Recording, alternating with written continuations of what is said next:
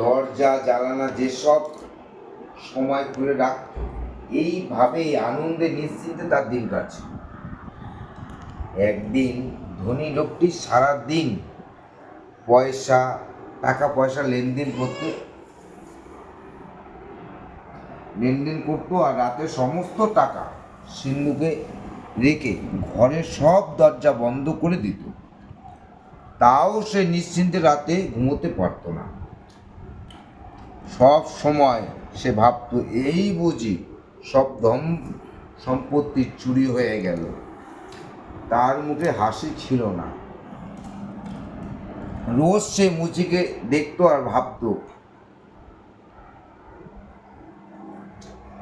ও আমার চেয়ে কত সুখী, কোনো চিন্তা নেই, কি আনন্দে ওর দিনগুলো কাটছে। একদিন ধনী লোকটি গরিব মুচিকে তার খেয়ে নিক, দাঁড়াও। বাড়িতে ডাকলো। সে তার হাতে 5,000 টাকা দিয়ে বলল, ভাই, বাবা গল্প পড়ে শোনাচ্ছে, টাকাটা তুমি রেখে দাও, আমি খাইয়ে দিচ্ছি। আমার দরকার নেই, এটা আমি তোমাকে দিলাম। গরিব মুচি ভাবলো, বড়লোক মানুষ তাকে দয়া করে টাকাটা দিচ্ছে।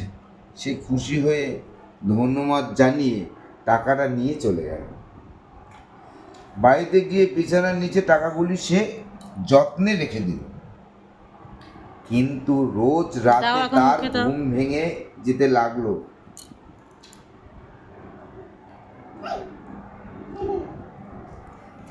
বারবার সে